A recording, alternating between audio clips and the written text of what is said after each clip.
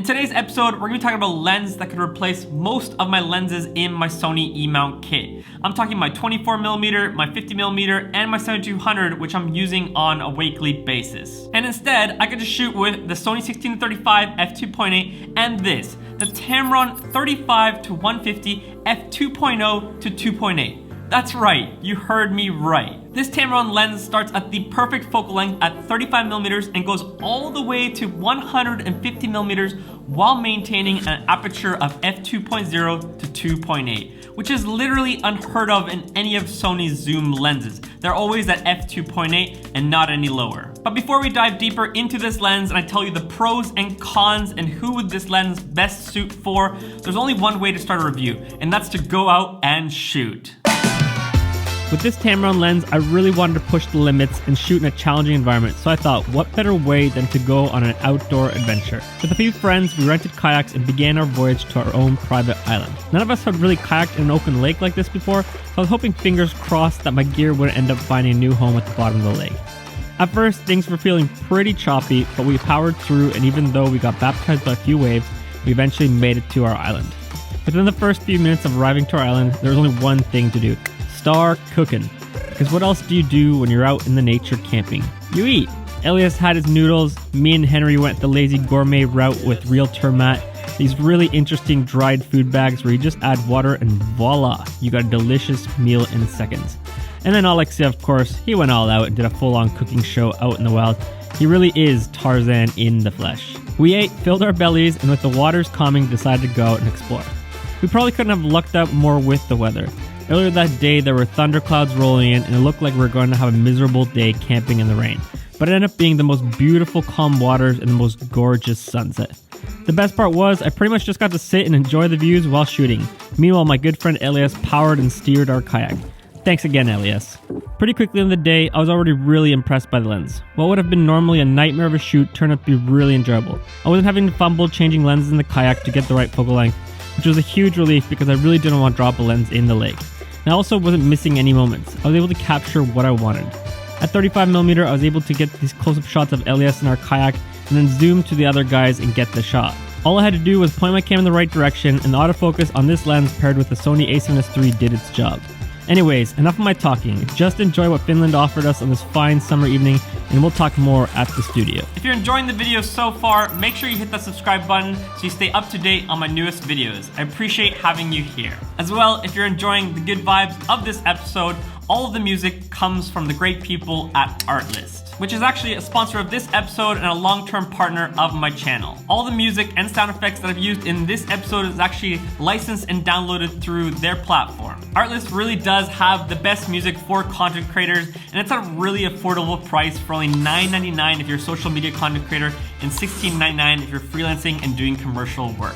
And not only do they have great music, but as well they have a massive library of sound effects, which I've used throughout this episode. I've added nature ambient sound effects, I've added seagull sound effects, I've added bonfire sound effects.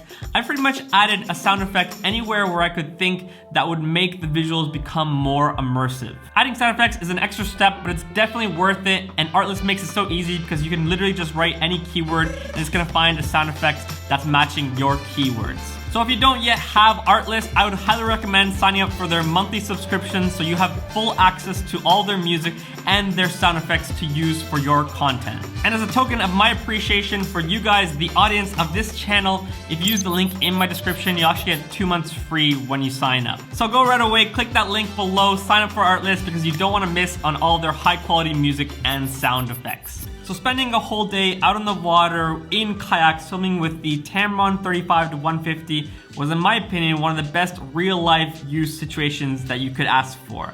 I really feel like I got to see what the potential of this lens is, and I got to experience its pros and cons all in one day. So let's go over some of the pros of this lens. I think the first and most obvious pro is the focal length. The fact that you can start off wide at 35mm and then zoom in as tight as 150mm, that really makes it such a diverse lens. Because honestly, I couldn't have imagined being on that kayak on that day, having multiple lenses and having to fumble around changing lenses in order to get the right focal length. most likely I probably would have dropped 1 or 2 lenses into the lake if that would have been the situation. Instead, I was able to get my wide shots at 35 millimeters. For example, I was filming backwards to get Elias while he was steering and powering the kayak, and then while the other 2 guys were drifting closer and farther away from me, I was able to then zoom in and get the B-roll shots I wanted of Henry and Alex. Personally, for me, I think 150 millimeters is more than enough for me. Whenever I'm shooting with the 7200, I almost never go past like 135, 150. I'm never shooting at 180 millimeters. So this is a great focal diversity for me. Maybe it's different if you're a wildlife photographer and you really want to get close, but for me, who's more of a lifestyle portrait photographer, I think the 35 to 150 focal length range was perfect. The second pro about this lens is the aperture. Most zoom lenses from Sony are always at f2.8, but this is f2.0 at 35 millimeters, and then when you zoom in, it goes to f2.8, which is really great because it gives you that extra stop of light when you're shooting outside in a more dark space if you're shooting at 35. And as well, if you're doing 35 at 2.0, you're getting a nice shallow depth of field with 2.0. So I really like the fact that they've innovated a lens to not just be 2.8. You get 2.0 to 2.8 with this lens. And the third thing that I really loved with this lens was the fact that I could have a really minimalistic setup.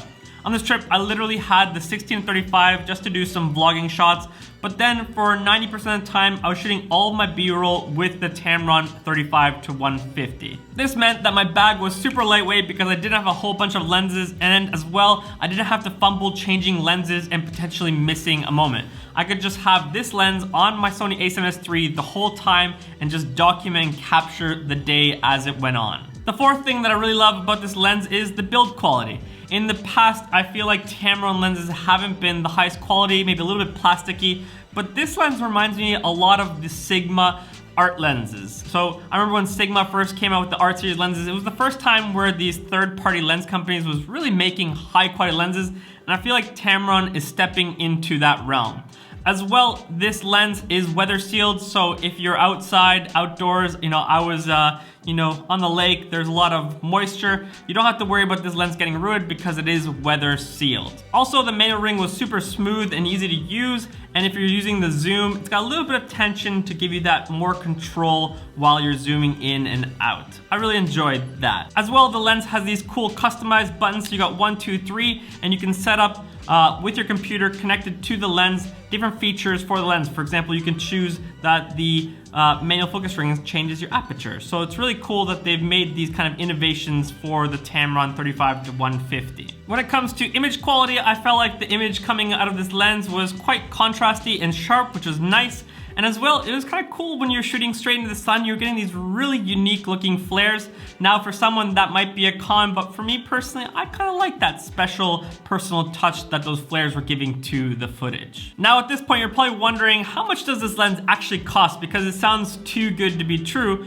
And surprisingly, the price is only actually $18.99. When I say only, it is a lot of money, but the fact that the Sony 7200 is $1,000 more, it does make it all of a sudden feel a lot more affordable. Now, up until this point, I've only talked about the pros of this lens, and there is no perfect tool out there. There's always some cons, but this lens actually didn't have too many cons. I think the first con on the top of my head is just that it is big and it is pretty heavy. It's about 100 grams heavier than the Sony 7200.